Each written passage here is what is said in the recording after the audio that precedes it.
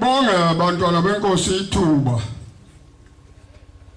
esitholile manje ngomlomo wenkosi enkulu yasePhakameni ukuba sibabaze ubukhulu bukaNkulunkulu umqali wendlela kufika kwakhe kulelizwe.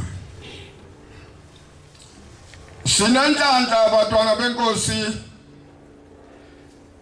ngoba basekhona abantu abadala ababe hamba nobabamkhulu nabambonayo.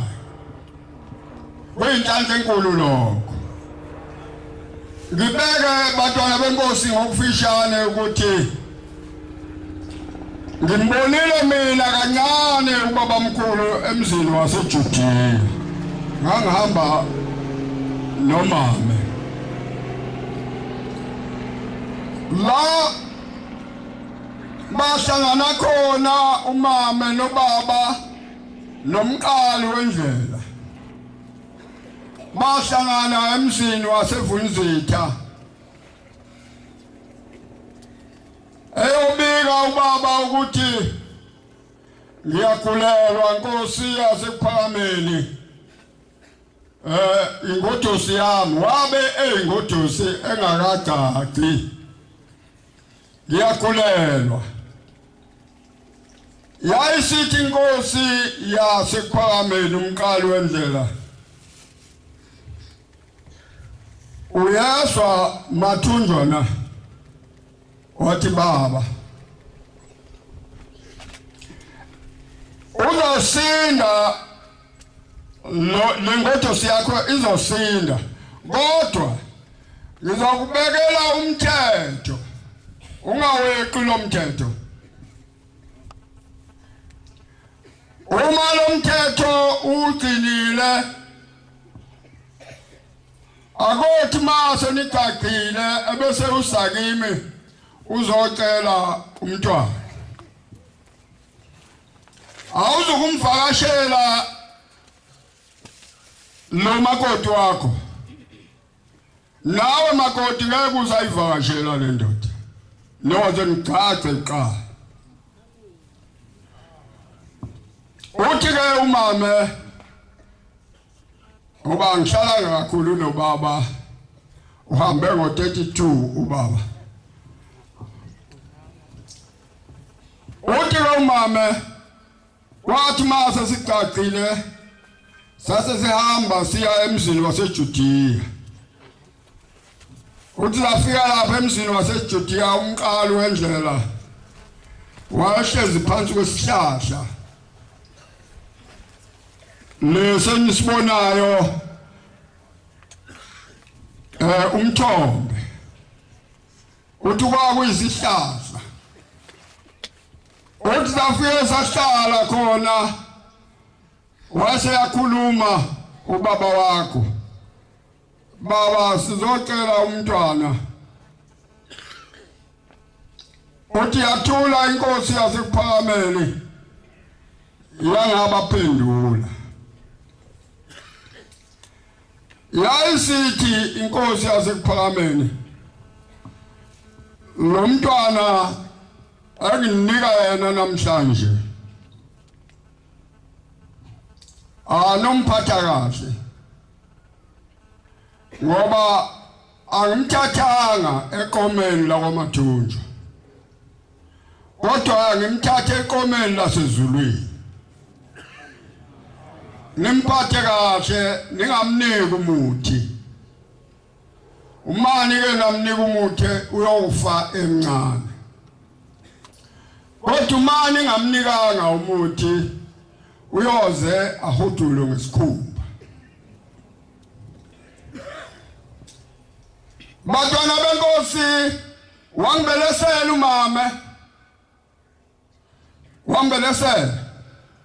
Inkosi yasePhakameni yathi singakunika umuthi, nawe ungabi umuntu ogangayo lapha ngoba uhlala namantombazana. Ngihlala neintombi, intombi yazi into eyintombi angihlala nazo ngelusa nazo siphathe induku neintombi Kesibambane njengolusuku ongaphansi ongaphezulu.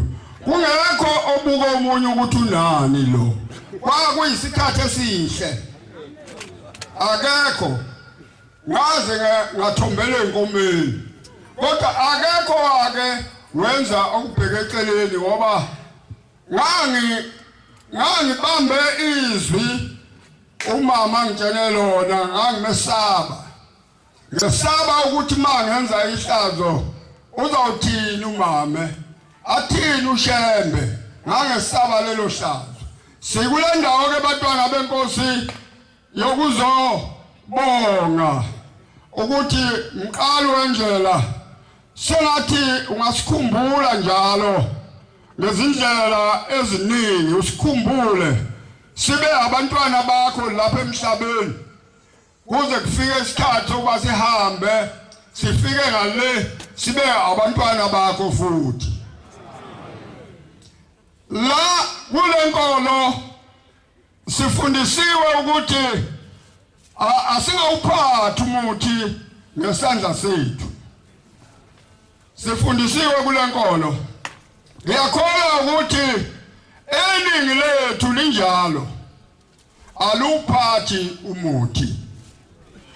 Nawe wena osazamayo ukuthi uphathe zama ukuthi uNkulunkulu uthandaze kuye nokuba akuyekise wona ngoba ekugcineni kwakho lo muthi ophathayo usiyobulala inzalo yakho. Kanti wena uzofika uboshwe ngale ukuthi wathi usufikile ekhanyeni endaweni enhle enje wawusuphatha into engaphathwa ezulwini. Uma usuboshwe ngale akekho umntwana wakho ozobuya akukhulule ngoba uzibophe wena usekhona lapha emhlabeni wazophatha umuthi endaweni engafanele ukuba uphathe umuthi kuyo. Nabantwana bakho abasakufinyelela lapha ngoba bafundiswa uwe indlela. Zonke izinto zisukela kumzali. Uma umzali engahambi ngendlela eqondileyo nabantwana babuye bahambe ngendlela eqondileyo ngoba basuke befunde kuye umzali. Ngakho abantwana benkosi sengathi uNkulunkulu wasekuphakameni umqalo wendlela ngangena enhlizweni zethu sibe abantwana abalalelayo izwi lenkosi enkulu. Iyakhuluma zonke izinsuku isifundela incwadi ukuba siguquke sibe abantwana basezulwini sisekhona lapha emhlabeni. Akukho kunye ukuthi uyoba umntwana wasezulwini ngoba usungale ungazange ungene ezulwini uselapha emhlabeni. Ngeke uzukubone lokho ngoba awuzange uzibophezele ejokeni lensimbi yokholwa. Zibophezele usekhona lapha emhlabeni uyibophezele ukuthi mina ngiyofela lapha esandleni sikaShembe angukufela kwenye indawo. Ngakho asingawuphathi umuthi ngaphakathi kwaleli khaya nasemakhaya oyisho musu kuwuphatha umuthi. Ngihlalile mina lapha ngeinduna ngaphandle ngize ngabuyela ikhathi ezibili ngeinduna yangaphandle. Awukho umuntu owakwangena kimi akekho owakwangicabangela ukuthi angenze into. Angazi kuwena ukuthi uyacabanga yini ukuba ubulale umuntu ukule ndawo enhle kangaka. Abayifunayo abantu abaningi bayayifuna le ndawo kodwa abayitholi. Wena wayithola noyihlo bayithola. Uyonelani manje? Asibuyele kuNkulunkulu. Nkosi busisene kusulayo.